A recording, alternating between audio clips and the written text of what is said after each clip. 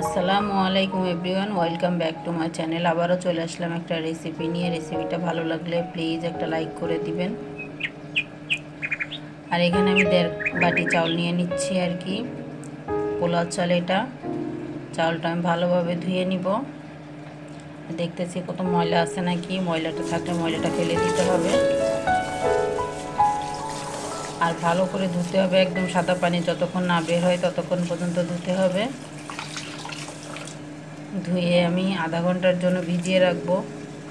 হাতে টাইম না থাকলে 10 মিনিটও ভিজিয়ে রাখতে পারেন, কোনো সমস্যা নেই। আর চাউলটা ভিজিয়ে রাখলে হয় কি, ভাতটা একটু লম্বা লম্বা হয়, দেখতে ভালো লাগে। আর এখানে নিয়ে নিলাম আমি সরিষার তেল। সরিষার তেলের ভিতরে এখন পেঁয়াজ কুচি দিয়ে দিলাম।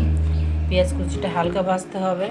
আর সরিষার তেলটা একটু ভালো করে গরম করে নিতে হবে, না হলে পোলাওর ভিতরে সরিষার তেলের গন্ধ বের হবে। আর এখানে আমি লবঙ্গ আর দারুচিনি দিচ্ছি, এলাচ দিয়ে দিলাম 4-5টা, দিয়ে ভালোভাবে একটু ভেজে নিলাম। এখন দিয়ে দেবো তেজপাতা, ছিঁড়ে দিয়েছি, 2টা তেজপাতা দিয়েছি আমি।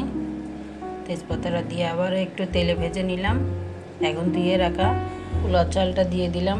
আর পানিটা ভালোভাবে ঝরিয়ে নিতে হবে, না হলে ভাজার সময় সমস্যা হয়ে যাবে, ভালো ভাজা হবে না। আর আমার চুলায় গ্যাস কম ছিল, এজন্য আমারও একটু টাইম লেগেছে ভাজতে। এখন দিয়ে দিলাম লবণ আর একটু টেস্টিং সল্ট দিয়েছি।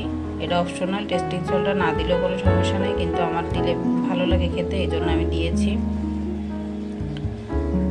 ভালোভাবে ভেজে নিতে হবে, প্রায় 10 থেকে 12 মিনিটের মতো ভেজে নিতে হবে। আর যারা বেশি ঝরঝরে খেতে চান তারা 14 থেকে 15 মিনিটও ভাজতে পারেন। এখন দিয়ে দিচ্ছি গরম পানি।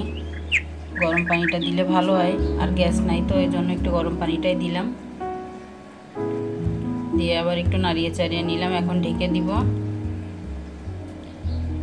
এখন ঢাকনাটা উঠিয়ে নিব। দেখেন অনেকটাই হয়ে গিয়েছে, আর যে যতটুকু পানি আছে সমস্যা নেই, এই পানিতেই পোলাওটা হয়ে যাবে।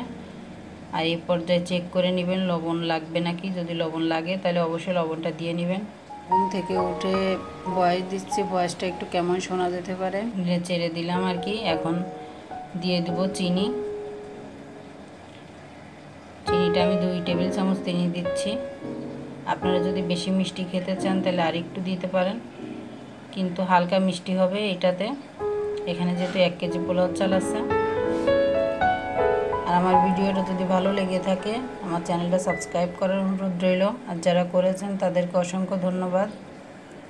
আর এই পোলাওটা খেয়ে বলবেন যে কেমন হয়েছে, কমেন্টে জানিয়ে দিবেন। আমার কাছে কিন্তু খুবই ভালো লাগে, আর আমার বাচ্চারা সবসময় খুবই পছন্দ করে।